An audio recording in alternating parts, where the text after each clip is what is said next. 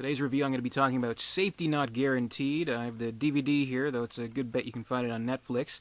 I have talked about this movie before, way back. My best of 2012 video, where I talked about some of my favorite movies from 2012. This was among them. Since then, I have not watched it, so I wanted to revisit it, see how well it holds up. This is a Duplass brothers production, though they didn't direct this. Kevin Trevorrow, who's going to be directing the upcoming Jurassic World, directed this, though Mark Duplass, he actually has a starring role. And, you know, I kind of have a love-hate relationship with their movies. One thing that's really good about them is they know how to find really good actors who, say, aren't known for like dramatic types of roles, really. Like with Jonah Hill, I think even before Cyrus, that came even before Moneyball did, where he kind of became an Oscar-nominated big shot. And something like Jeff Who Lives at Home, which wasn't a great movie. It was kind of a stupid, kind of dull movie. But I thought Ed Helms and Jason Segel were, stretching their acting wings a little bit. So that's something I really appreciate. So the thing about the Plaza brothers, you're always going to find achingly indie movies from them, which comes with good things and bad things. But for my money, Safety Not Guaranteed is their best production to date.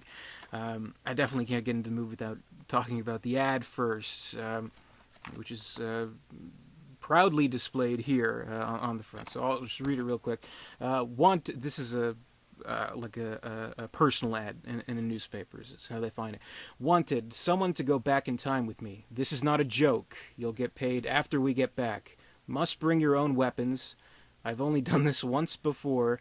Safety not guaranteed. So that's the ad that started all. This is based on that ad, around that ad. It was a real ad. Well, not a real ad. It turns out someone did end up writing it as a joke, like a professional writer. Wrote it just, I don't know, kind of as a gag. But it was infamous, like going as far back, probably like, early 2000s or so. I know it even appeared on Jay Leno, when he did the headlines, like, hey, headlines, whatever. It's the best Jay impression you'll ever see. So it was very notable, and I remember, this is going way back, really shows how old it is. The website, You're the Man Now Dog, they do these memes on it, and, the Mullet Man, if that means anything to you. But look up Mullet Man meme. Hours of fun. But anyway, it's interesting that they base this movie around this bizarre ad. And the thing is, depending on what director, producer, writing team kind of got their grasp on it, this could have gone any number of ways. Like, you could easily see this being as silly and crazy as some of the memes suggested it to be. Like, you could easily see this as a comedic vehicle for, like Will Ferrell or Ben Stiller in some wacky comedy where they go back in time and fight dinosaurs or whatever. But the interesting thing is that with Safety Not Guaranteed, they kind of try to strike into the heart of the ad itself, kind of try and analyze who would actually write this kind of ad. And it is about, the magazine investigating who wrote it and whether or not they believe in time travel or not. So I think that's very interesting. And, we have Aubrey Plaza and Jake Johnson as these investigators seeking out Mark Duplass, who's the writer, and who, in all sincerity, does believe that he has the ability to travel back in time.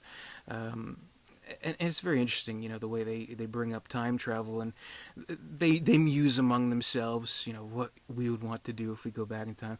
I'd go back in time and, see all the knights and dragons, and then, it has to be pointed out, dragons didn't really exist, so there's that. But I think the most interesting thing about that concept is that when presented with this question, what would you do if you had the ability to go back in time?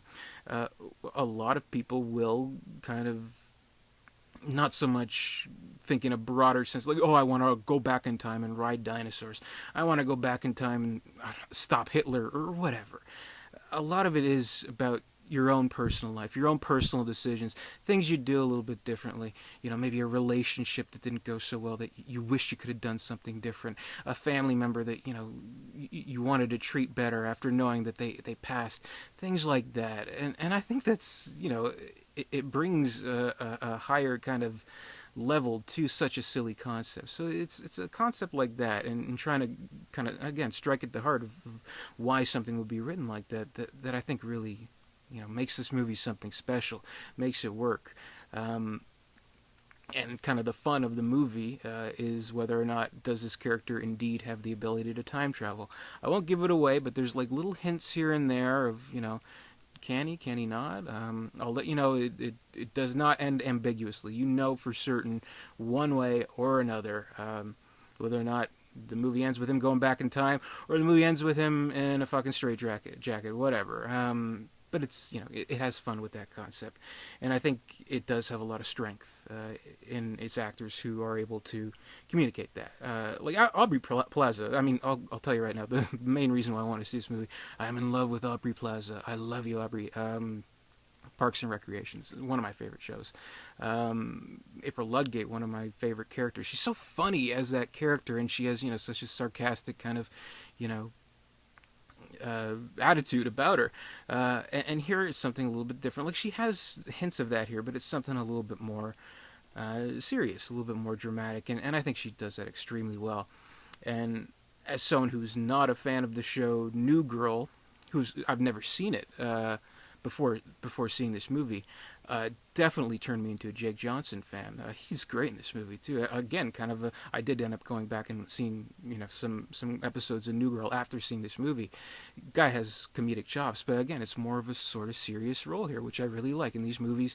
Probably because they're not that big of a production, they're not that time consuming. They can go and they can experiment with these types of things. So I love that. He's great, especially with his story, which I know a lot of. If there's one main complaint about the movie, is that the whole kind of subplot with Jake Johnson's character looking up an old flame who just happens to be in that town that they visit and trying to reconnect with her. That's kind of sways from the plot, but not necessarily. I mean, again, it kind of fits with the whole tone of what would you do if you could go back in time. So here he's trying to go back in time, trying to reconnect with an old flame and kind of turn things back to the way they were. And there are dangers that come with that as he learns. And there's a great scene where he kind of melts down basically, which I love. He's great in this movie, and so is Mark Duplass. I mean, this guy, I think he's the absolute perfect type of person to play this role of the does he or does he not know how to time travel kind of weirdo, wearing his fucking jean jacket. It's a funny look, and he even kind of looks like the Mullet Man a little bit, because he's not that well known of an actor. Like he's familiar, like you'll see him pop up here and there in movies, and in other movies since this movie he's kind of gotten meteor roles and things like that. But I think because he's not that well known, like imagine if it was like someone like Ed Helms or Jonah Hill, whatever. I mean, it wouldn't be quite viable because we don't know him that well. We do kind of question it. Can he go back in time or not? So I think that works, and I think the movie brings up interesting questions. I think the movie has great characters. Colin Trevorrow, in his directorial debut, as far as I know, really knows how to handle his characters, and I think brings the material to better levels by focusing on things like that and focusing on the performances, which in other productions it doesn't work out quite as well. With like something like Jeff Who Lives at Home, there just wasn't. I think there's too much confidence in its story that it was like this amazing story that the Duplasses just had to tell. Meanwhile, we see these guys; they're doing their best.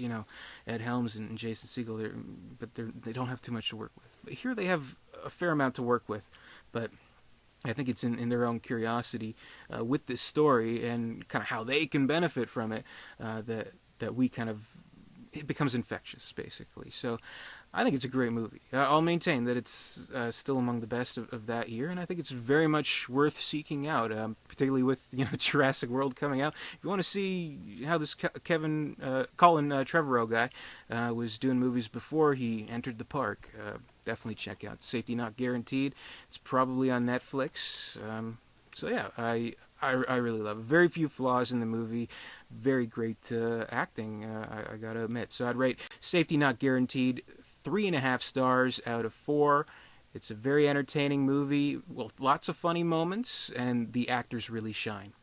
So that's my review. Safety Not Guaranteed. Thanks very much for watching. If you like this video, give me a thumbs up, comment, rate, subscribe, all that good stuff. And until next time, I'll see you later.